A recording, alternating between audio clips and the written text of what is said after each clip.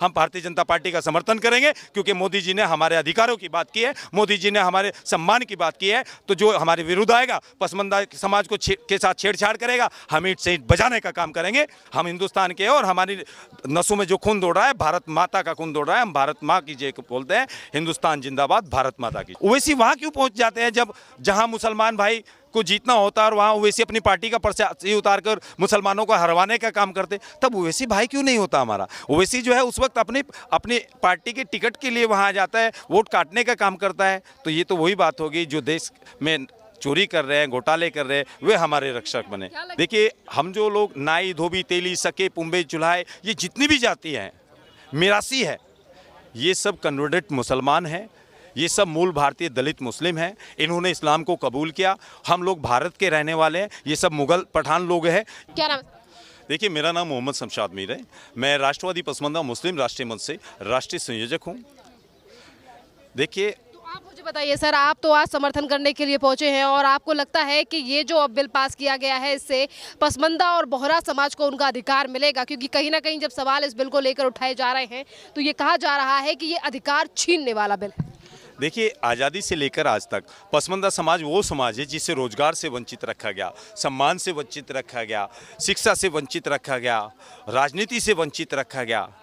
तो इन लोगों के साथ हमेशा अन्याय किया गया और संविधान के अनुसार किसी व्यक्ति के साथ अन्याय गलत है। क्या लगता है कि अब ये जो बिल पास किया गया है, इससे पारदर्शिता आएगी और आप लोगों को न्याय मिलेगा, या फिर बरगलाया जा रहा है केंद्र सरकार? देखिए, प्रधानमंत्री नरेंद्र मोदी जी की 2014 में सरकार आई, उन्होंने गरीब पसमानदा मुसलमान का जिक्र किया। आपको याद होगा, आपने कवरेज किया होगा, भोपाल के कार्यक्रम ने आदरणीय प्रधानमंत्री नरेंद्र मोदी जी ने मुस्लिम पसमानदा के हक की बात कही। उन्होंने पसमानदा को सम्मान देने का काम किया। देखिए, प्रधानमंत्री नरेंद्र मोदी जी के द्वारा, चाहे वो शिक्षा हो, चिकित्सा हो, मकान हो, इज्जत घर का लाभ हो, आयुष्मान का लाभ हो, प्रत्येक सुविधा पसमानदा समाज को देने का काम किया। और इसके आधार हम स्वयं बता रहे हैं, क्योंकि हमारे संगठन के लोग संपूर्ण भारत में, देखिए, हरियाणा, पंजाब, उत्तर प्रदेश, राजस्थान, मध्य प्रदेश, संपूर्ण भारत में हमारा संगठन है और संपूर्ण भारत में पसमानदा समाज को लाभ मिल रहा है। तो जो लाभ दे रहा है उस पर सवाल क्यों? वैसे तो कह रहे हैं कि हक छीना जा रहा है, सड़कों पर निकलना पड़ेगा मुसलमान को। देखिए, ये तो वही बात हुई कि चोर चोर मुसेरे भाई। जो चोरी कर रहे हैं वे मुसलमानों की बात कर रहे हैं, जो चोरी कर रहे हैं वो मुसलमानों के अधिकारों की बात कर रहे हैं, जो चोरी कर रहे हैं वे फतवे दे रहे हैं। आज़ादी से लेकर आज तक जो 85% वर्ग है, जो जिनकी आबादी 85% है, उनको लाभ क्या मिला? ओवैसी जी आज मुसलमानों की हिमायत कर रहे हैं। ओवैसी वहाँ क्यों पहुँच जाते हैं जब जहाँ मुसलमान भाई को जीतना होता है और वहाँ ओवैसी अपनी पार्टी का पर्चा उतार कर मुसलमानों को हरवाने का काम करते, तब ओवैसी भाई क्यों नहीं होता हमारा? ओवैसी जो है उस वक्त अपनी पार्टी के टिकट के लिए वहाँ जाता है, वोट काटने का काम करता है। तो ये तो वही बात होगी, जो देश में चोरी कर रहे हैं, घोटाले कर रहे हैं, वे हमारे रक्षक बने। क्या लग रहा है कि all India Muslim personal law board आज उस तरीके से कह रहा है कि लोगों को सड़कों पे निकलने की ज़रूरत है और इस बिल को वापस ले जाने की ज़रूरत है, तो क्या वो वाकई में मुस्लिम यानी कि पसमानदा और बोहरा के लिए सोच रहे हैं या फिर अपना फ़ायदा देखा जा रहा है? देखिए, आज जो लोग आवाज़ उठा रहे हैं, इन लोगों ने, सभी ने, लगभग ज़्यादातर लोगों ने वक्फ बोर्ड की संपत्ति को कब्जा रखा है। ओवैसी जी ने 3,500 करोड़ रुपए का घोटाला है। देखिए, अब मुसलमानों की ज़मीन है, अंबानी जी बंगला कैसे बना लिए, 5 स्टार होटल कैसे बन गए, ये इतनी एक्टिविटी कहाँ से आ गई? देखिए, यहाँ जितने भी लोग हैं, चाहे वो चेयरमैन है, मुतवली है, जो वक्फ बोर्ड में अधिकारी भी है, वे भी सब के सब चोर है, क्योंकि गरीबों के हक इन्होंने दबाने का काम किया। देखिए, अल्लाह की संपत्ति है, अगर मैं अल्लाह के लिए अपनी संपत्ति को दान करता हूं तो वो वेलफेयर के लिए काम आए। उसमें हॉस्पिटल बने, यूनिवर्सिटी बने, बारात घर बने, सामुदायिक भवन बने। वक्फ बोर्ड के द्वारा ये काम हुए हैं क्या? आप मुझे बता दीजिए। तो जो चोरी कर रहा है, जो घोटाले कर रहा है, तो वो आज हमदर्द क्यों बन रहा है? ये सारे लोग चोर है। मुजफ्फरनगर में काफ़ी संपत्ति कांग्रेस के लोगों ने कब्जा रखी है। ये जितने लोग हैं, ये वक्फ बोर्ड का गठन कांग्रेस के शासनकाल में किया गया था, 2 बार संशोधन किया गया, तब इन्हें ख्याल क्यों नहीं आता? आज जो हमारे उलमाए बोल रहे हैं, जो हमारे दीन के भाई बोल रहे हैं, उन्होंने जब दीन में ये इस संपत्ति में घोटाले किए जा रहे थे, वे हमारे दीन के भाई तब आवाज़ क्यों नहीं उठा रहे? फतवा क्यों नहीं जारी किया? उस वक्त तो फतवा जारी करते ना, जब लोगों के हक छीने जा रहे हैं, अल्लाह की संपत्ति को बेची जा रही है, दान की हुई संपत्ति को बेची जा रही है, उनके अधिकारों का खंडन किया जा रहा है। तो ये तो वही बात हुई, जब हमारी बात आई तो आज पसमानदा समाज को लाभ मिल रहा है, पसमानदा समाज को वक्फ बोर्ड में जगह मिल रही है, और जो अशराफ जातियाँ हैं उनको दूर किया जा रहा है, तो जो गरीबों को लाया जा रहा है। जो गरीबों की बात कर रहे हैं तो इनको दर्द हो रहा है, 76 साल तक इन्होंने राज किया है, अब हमें कुछ दिन राज करने दीजिए, क्यों भाइयों का विरोध कर रहे हैं? हम तो 85% है, वे तो 15% है। क्या कहेंगे इससे पसमानदा यानी कि जो आप मुस्लिम समाज के बोहरा और पसमानदा समाज है उसे न्याय मिलेगा और कहीं ना कहीं पारदर्शिता आएगी तो भ्रष्टाचार कम होगा वक्फ बोर्ड? देखिए, अब तक बोहरा समाज और पसमानदा समाज ही एक ऐसा समाज है जो हम लोगों को दीनदार तो बनाया गया। हम लोग इस्लाम को मानने वाले, मैं सबको आपको एक इसमें चैप्टर बताता हूँ।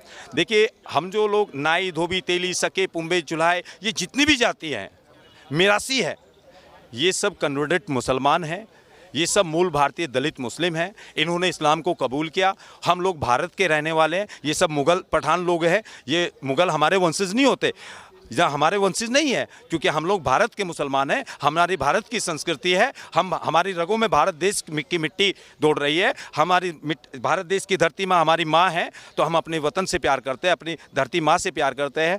जब भारत देश का बंटवारा हुआ, हम क्यों पाकिस्तान नहीं गए? हमने यही कहा, मौलाना अब्दुल कलाम आज़ाद ने कहा, तुम्हारे यहाँ बुज़ुर्गों की कब्र है, तुम्हारे यहाँ बच्चों की कब्र है, तुम्हारे बड़ों की कब्र है। हमने इस देश से वफादारी की है, हमने इस देश की हर जंग में अपने बच्चों को कुर्बान किया है।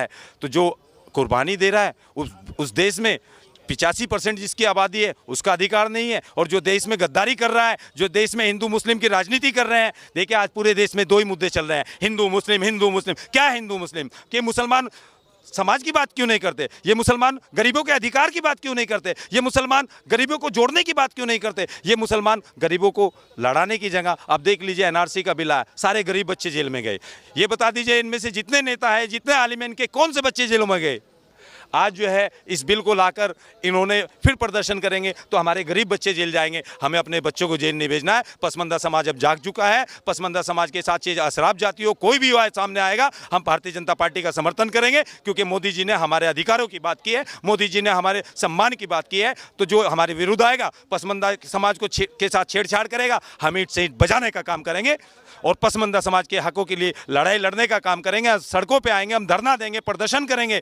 हमारी 85% आबादी है, इनसे ज़्यादा है, बहुत बड़ी तादाद में है। हम लोग जाग चुके हैं और आज जो है हम मुंह तोड़ जवाब देने का काम करेंगे, क्योंकि हमारे अधिकार दिया जाएगा। देखिए, आज हमारे अधिकारों की बात हो रही है। देखिए, ओवैसी है, ये कोई मुसलमानों के हमदर्द नहीं है। इनको तो मुसलमान लोग गद्दार बताते हैं। जो एक बात बताइए, जिसने 3,500 करोड़ रुपए की वक्त की संपत्ति कब्जा रखी है, गरीब के हकों के दबा के रखा है, 3,500 करोड़ की संपत्ति में क्यों उन्होंने हॉस्पिटल नहीं बनाए? क्यों उन्होंने गरीब आश्रम नहीं बनाए? क्यों इतने काम नहीं किए? ये तो वही बात है, जो चोरी कर रहा है वो आज देश की बात कर रहा है, वो देश का हमदर्द बन रहा है, देश के मुसलमानों का हमदर्द बन रहा है। और जो देश के साथ गद्दारी कर रहा है उसको हम अपना आका क्यों मानेंगे? हमारे आका जो है भारत देश के हैं, वो बाहर मुगल के नहीं है, हम हिंदुस्तान के हैं। और हमारी नसों में जो खून दौड़ रहा है, भारत माता का खून दौड़ रहा है। हम भारत माँ की जय बोलते हैं, हिंदुस्तान जिंदाबाद, भारत माता की जय। क्या नाम है सर? जी, मेरा नाम मोहम्मद नसीम अहमद है। मोहम्मद नसीम जी, ये बताइए, अब वक्फ बोर्ड को दोनों सदनों से पास कर दिया गया है, जिसमें एनडीए के 2 नेता चंद्रबाबू नायडू और नीतीश कुमार ने भी केंद्र का समर्थन किया, जिस पर अब लगातार आरजेडी से लेकर राजनीतिक पार्टियां सवाल उठ रही हैं कि इस बात का जवाब दिया जाएगा नीतीश कुमार और चंद्रबाबू नायडू को आने वाले बिहार इलेक्शन में। मोदी सरकार को भी मुसलमान जवाब देगा, क्योंकि मुसलमानों के हकों को छीनने का काम कर रही है। क्या आप इस बात पर सत्य मानते हैं, या फिर आपको लगता है कि इससे न्याय मिलेगा? इससे न्याय मिलेगा। ये सब प्रोपगंडा चला रहे हैं, ये जो माफिया लोग हैं ना, ये प्रोपगंडा चला रहे हैं, भ्रमित फैला रहे हैं, मुसलमानों को भ्रम में ले रहे हैं। ऐसा कुछ नहीं, मुसलमान जाग चुका है। जागने के साथ साथ समर्थन इसलिए तो कर रहे हैं ना, जब हम जाके हमें पता है भाई बिल सही है या गलत है। अगर गलत होता तो हम भी इसके विरोध में होते। इसका कितना प्रभाव बिहार इलेक्शन पर? कुछ नहीं पड़ना साहब, कुछ नहीं होने वाला है। दिल्ली में कुछ पड़ा है क्या? उत्तर प्रदेश में पड़ा है क्या? बिहार में कुछ नहीं पड़ेगा। ये सिर्फ बिहार का मुसलमान है आज मोदी के साथ, सब पूरा मुसलमान साथ है। जो समझदार मुसलमान है ना, जो छोटी जाति का मुसलमान है, वो पसमानदा समाज है, वो मोदी जी के साथ है, भारतीय जनता पार्टी के साथ है।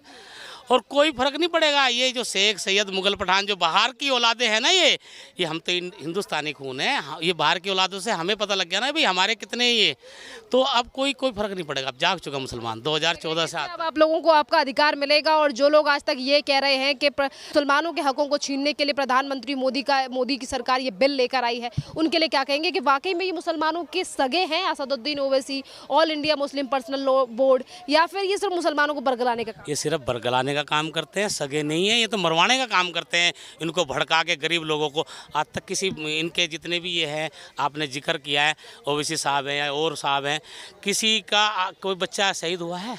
किसी दंगे में बंद गया है? जेल में गया है?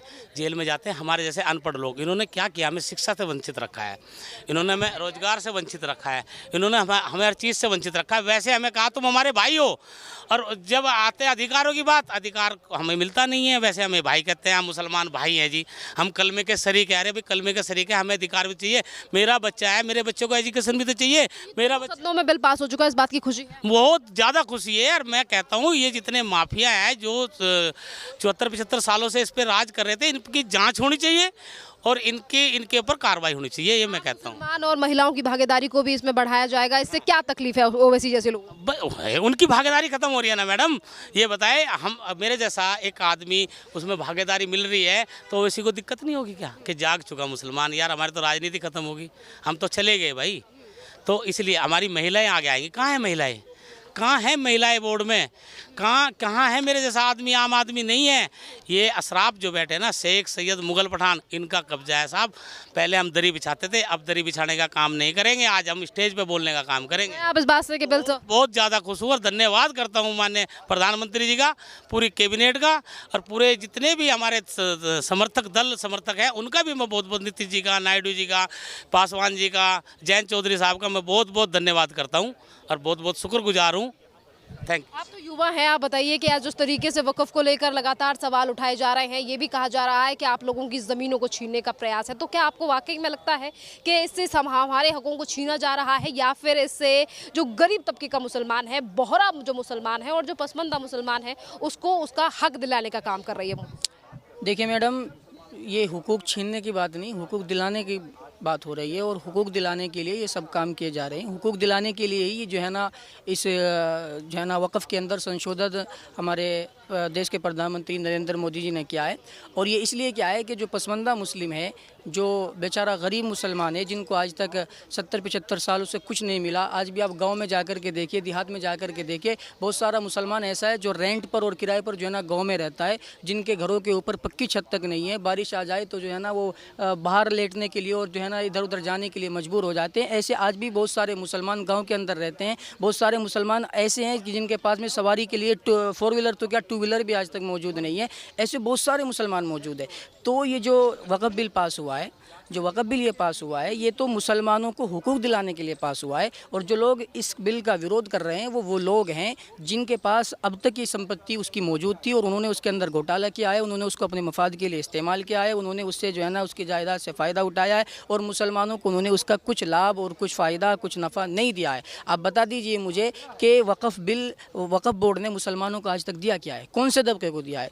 मुझे जो है ना किसी स्कूल में पढ़ने वाले बच्चे को दिया है, या किसी कॉलेज में पढ़ने वाले बच्चे को दिया है, या आप छोड़ दीजिए, आप इल्म दीन की बात कीजिए, जो हमारी मसाजिद हैं, हमारे मदारिस हैं, उनमें पढ़ाने वालों की तनख्वाहें, सैलरियाँ आज भी 4000 हैं, पहले भी 4000 थी और आज भी 4000 है। उनके अंदर बिल्कुल जो है ना इजाफा नहीं किया गया, उनकी आवाज़ों को नहीं उठाया गया। आज आप जो है ना फरमान जारी कर देते हैं कि आपको धरना देना है, आपको एहतजाज करना है, आपको प्रदर्शन करना है, लेकिन जब आपके पास में 70-75 साल से ये वक़्फ़ की प्रॉपर्टी थी, ये जायदाद आपके पास में मौजूद थी, तो आपने इसका सही इस्तेमाल करके जो हमारे जो है ना एक बच्चा जो है ना कुरान शरीफ पढ़ता है, शुरू से और आखिर तक पढ़ता है, फिर उसके बाद में 7-8 साल लगा करके वालिम बनता है, मौलवी बनता है, मुफ्ती बनता है, उसके बाद भी उसकी तनख्वाह 4000, 5000, 6000 है, वो अपने घर का गुजारा कैसे कर लेगा? आप बताइए। जो इसके बड़े कायदीन हैं, जो इसके रहनुमा है, जिनके पास में 70-75 सालों से ये प्रॉपर्टी थी, क्या वो 7000 और 4000 और 5000 में अपने घर का गुजारा कर लेते हैं?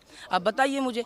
आप बताइए मुझे, क्या उनके बेटे, उनकी औलाद, उनके मानने वाले, उनके रिश्तेदार क्या रोडों पर आए हैं? रोड पर कौन आता है? मेरे जैसे और हमारी जो मस्जिदों में इमाम हजरात रहते हैं वो लोग जो है ना रोड पर आते हैं, फिर उनके ऊपर तरीके से आज भी अगर हम बात करें तो सोशल मीडिया और मीडिया के थ्रू आज तमाम लोगों तक जानकारी पहुंच रही है कि किस तरीके से तमाम जो अपने आप को मुसलमानों का हकदार और कहते हैं कि हम मुसलमानों के ठेकेदार हैं या उनकी बातें करते हैं, उनके हकों को आगे रखते हैं। जैसा कि आपने कहा कि अब सच्चाई हमारे सामने है, तो जब वो जिस तरीके से बातें की जा रही हैं कि अब रोडों पर निकलना पड़ेगा, तो क्या अब जो गरीब देश का मुसलमान है, जो पसमंदा मुसलमान है, जो देश का मुसलमान है, क्या वो ऐसे राजनेताओं के कहने से सड़कों पर जाएगा विरोध के? नहीं, बिल्कुल नहीं जाएगा। इनके कहने पर वो लोग बाहर आते हैं जो शिक्षित नहीं है, लेकिन अब मुसलमान जाग चुका है, पसमंदा समाज जाग चुका है।